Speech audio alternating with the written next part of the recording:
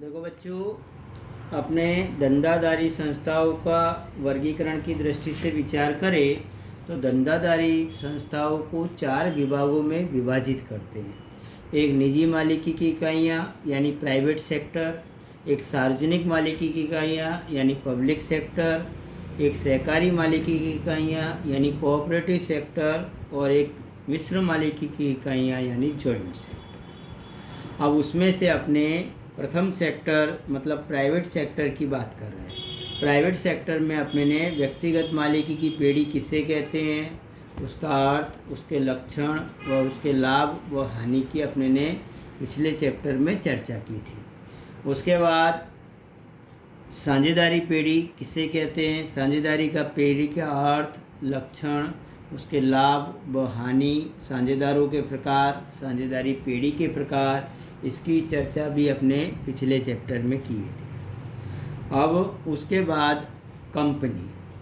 अब देखो, कोई भी धंधाकीय इकाई को अपने छोटे पैमाने पर प्रारंभ करते हैं, परंतु धीरे धीरे उसका विशाल कद या विस्तृत रूप बनाने के लिए अपने कंपनी स्वरूप जैसी इकाई, जिसको अपने जॉइंट स्टॉक कंपनी के नाम से जानते हैं, या संयुक्त स्कंद कंपनी या संयुक्त स्कंद प्रमंडल, इस नाम से अपने चर्चा करते हैं, जानते हैं।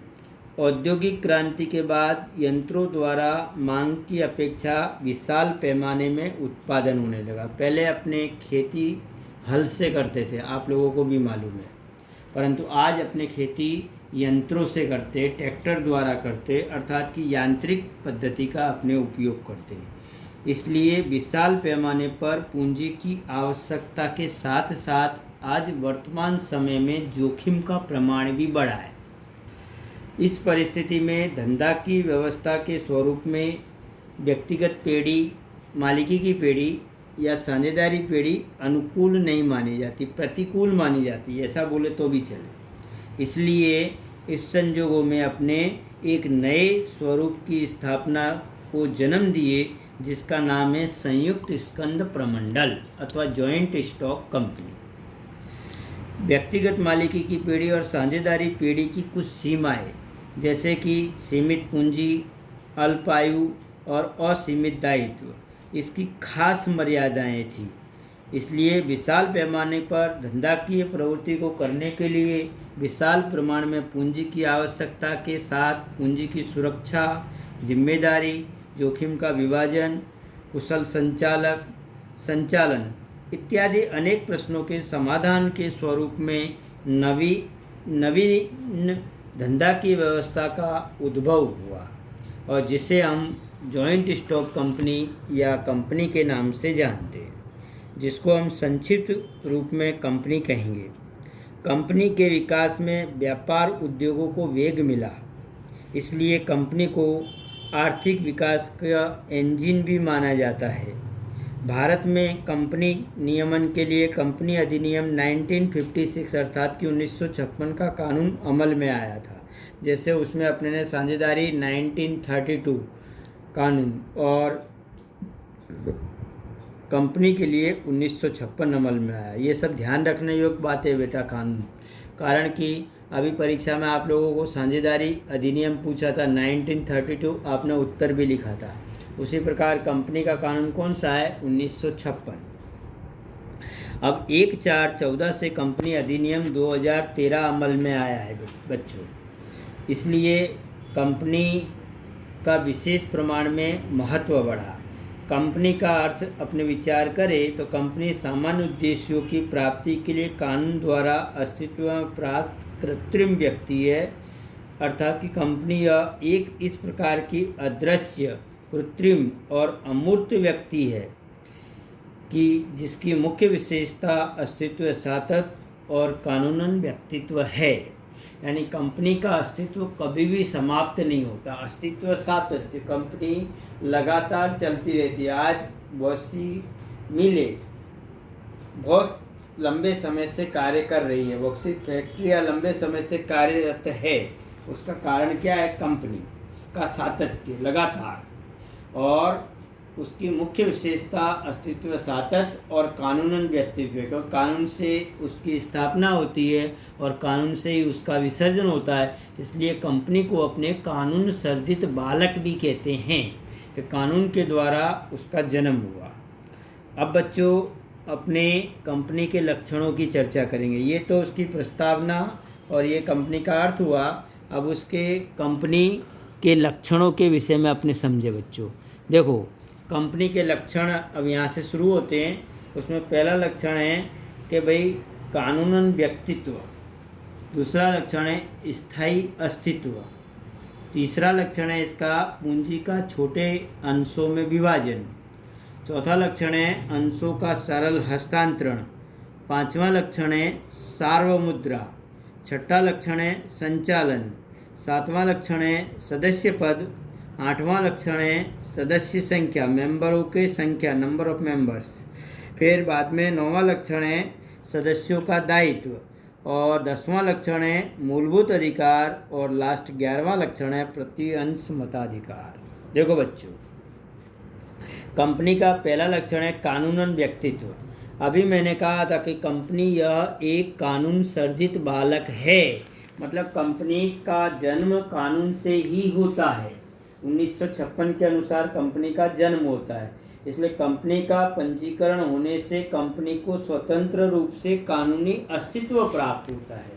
कंपनी अपने नाम से कोर्ट में दावा कर सकती है, अनुबंध कर सकती है और कंपनी के सामने कानूनी कार्रवाई भी की जा सकती है। कंपनी के सामने भी कार्रवाई हो सकती है, ऐसा नहीं कंपनी के सामने कार्रवाई नहीं हो सकती।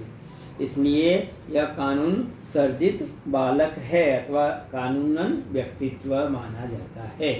दूसरा लक्षण है इसका स्थायी अस्तित्व। देखो कंपनी को अपने अलग से व्यक्तित्व प्राप्त होता है, क्योंकि कानून से कंपनी की स्थापना होती है और जिसकी कानून से स्थापना होगी उसको अलग से व्यक्तित्व प्राप्त होगा। कंपनी का अपने सदस्यों से अलग अस्तित्व होने के कारण सदस्यों की मृत्यु, सदस्यों का पागलपन, सदस्यों का दिवालिया होना जैसे कारणों से कंपनी के अस्तित्व पर कोई असर नहीं होती। कंपनी अपना लगातार काम करती रहती है और कंपनी कभी भी मतलब दिवालिया हो उस समय उसका अस्तित्व समाप्त होता है, बाकी समाप्त नहीं होता, अर्थात कि स्थायी अस्तित्व दिखाई देता है। तीसरा लक्षण है इसका पूंजी का छोटे छोटे अंशों में विभाजन। देखो बच्चों कंपनी में इतनी विशाल मात्रा में पूंजी एकत्रित की जा सकती है, कोई एक व्यक्ति नहीं लगा सकता। उस पूंजी को लगाने के लिए पूरे भारत के क्या पूरे विश्व के लोग उसमें विनियोग करते हैं। अच्छी आप लोग देखते हो रिलायंस इंडस्ट्रीज के अंदर रिलायंस के शेयर बाहर पड़ते हैं। शेयर यानी अंश और अंश यानी कि कंपनी की जो कुल पूंजी है उसको छोटे छोटे भागों में विभाजित करना और उस विभाजित पूंजी को शेयर कहते हैं, अंश कहते हैं। तो कंपनी की पूंजी छोटे छोटे अंशों में विभाजित होती है और इस प्रत्येक हिस्से को क्या कहते हैं, अंश कहते हैं। अंश प्रकाशित करके कंपनी विशाल पैमाने पर पूंजी एकत्रित कर सकती है। अंश खरीदने वाला कंपनी का अंशधारक या शेयर होल्डर माना जाता है। इसलिए कंपनी की पूंजी छोटे छोटे अंशों में विभाजित होती है। प्रत्येक अंशधारी अंश खरीदने को तैयार हो जाते हैं और कंपनी को विशाल मात्रा में पूंजी हो जाती है। चौथा लक्षण है इसका बच्चों अंशों का सरल हस्तांतरण। देखो बच्चों कंपनी तथा कानून की व्यवस्था के अधीन रहकर अंशधारी कंपनी के अंशों की खरीदी बिक्री करते हैं, इसलिए अंशों का हस्तांतरण कंपनी का एक महत्वपूर्ण लक्षण है। मैंने अंश खरीदे आपको बेच दिए, आपने खरीदे किसी तीसरे को बेच दिए, तो हस्तांतरण तो करना ही है। इसलिए यह एक महत्वपूर्ण लक्षण माना जाता है कि कंपनी का अंशों का सरलता से हस्तांतरण किया जा सकता है, क्योंकि बहुत से लोग सट्टा करने के लिए कंपनी के शेयर खरीदते, कम भाव से खरीदेंगे, अधिक भाव हुए बेच देते हैं, यानी एक प्रकार से हस्तांतरण हुआ। उसके बाद सार्वमुद्रा कॉमन सील जिसको बोलते हैं बच्चों। देखो भाई कंपनी खूब स्वयं की एक सहमति दर्शाने वाली सार्वमुद्रा प्रत्येक महत्वपूर्ण दस्तावेजों पर, प्रमाण पत्रों पर, दैनिक व्यवहारों पर, अहवालों में, परिपत्रों में लगाती है। उसको अपने सार्वमुद्रा कहते हैं। कंपनी की एक से अलग से स्वीकृति दर्शाती है जो कि कंपनी अस्तित्व है आज की तारीख में। तो ऐसे करार पत्रों में, अंश प्रमाण पत्रों में, दस्तावेजों में, दैनिक व्यवहारों में, अहवालों में, परिपत्रों में इस प्रकार की सार्वमुद्रा लगाई जाती है। छठा लक्षण है बच्चों उसका संचालन। अब देखो, कंपनी आप लोगों ने देखा व्यक्तिगत मालिकी की पेढ़ी में एक ही व्यक्ति संचालन करता है। साझेदारी पेढ़ी में सभी साझेदारों को संचालन करने का अधिकार होता है अथवा सभी में से किसी एक को यह कार्य सौंपा जाता है। जबकि कंपनी के अंदर संचालन करने के लिए अलग अलग बोर्ड ऑफ डायरेक्टर, संचालक मंडल की रचना की जाती है।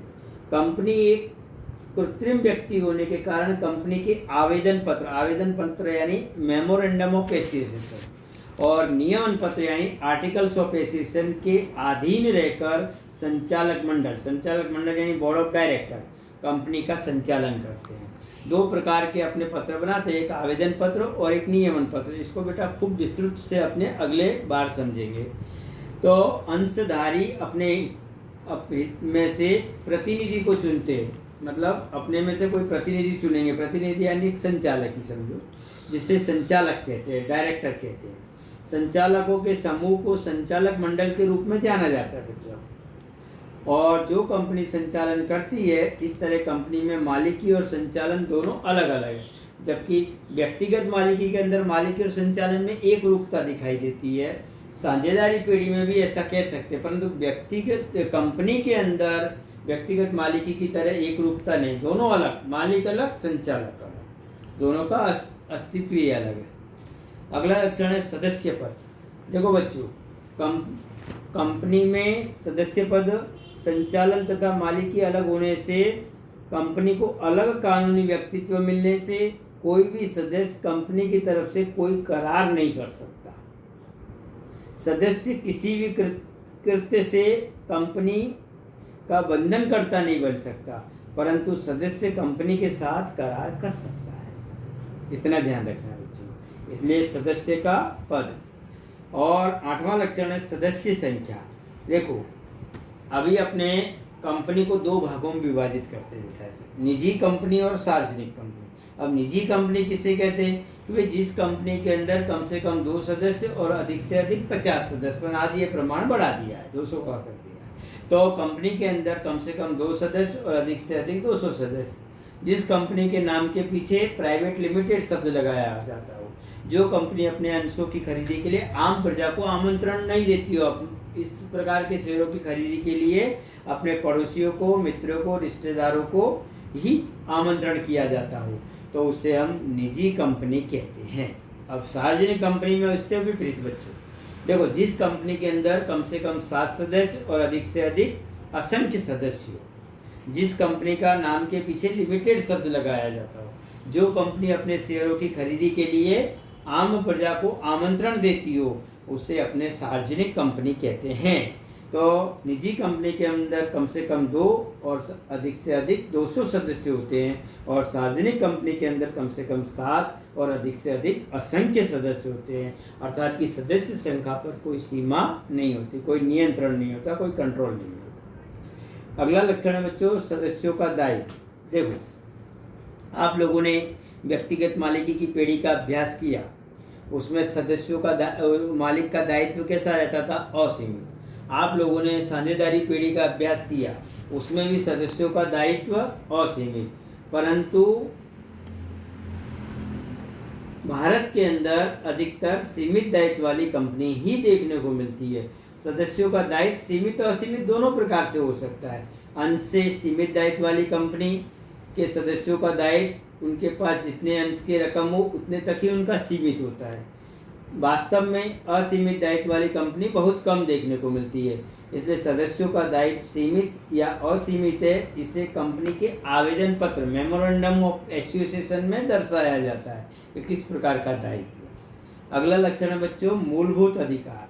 देखो, कानून से कंपनी को अलग कानूनी अस्तित्व प्राप्त होता है, परंतु कंपनी देश की नागरिक नहीं है, इसलिए नागरिक को प्राप्त मूलभूत अधिकार कंपनी को नहीं मिलते। कंपनी को ऐसा नहीं कह सकते कि देश की नागरिक है, परंतु वह अधिकार नहीं मिलते। और लास्ट है प्रति अंश मताधिकार। देखो बच्चों, अभी मैंने आप लोगों को सहकारी मंडली चैप्टर के विषय में समझाया था कि सहकारी मंडली किसे कहते हैं, उसके लक्षण और लाभ और हानि।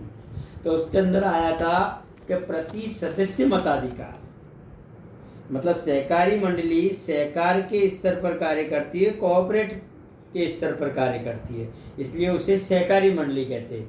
जबकि कंपनी कोऑपरेटिव के स्तर पर कार्य नहीं करती, वो तो लाभ कमाने के उद्देश्य से कार्य करती है, इसलिए उसके अंदर प्रति सदस्य नहीं परंतु प्रति अंश मताधिकार देखने को मिलता है। कंपनी के सदस्य के पास जितनी संख्या में अंश हो उतना मत वह दे सकता है। अंशों का सरल हस्तांतरण और प्रति अंश मताधिकार कंपनी का एक अग्रणी लक्षण माना जाता है, इसलिए कंपनी में प्रति अंश मताधिकार देखने को मिलता है।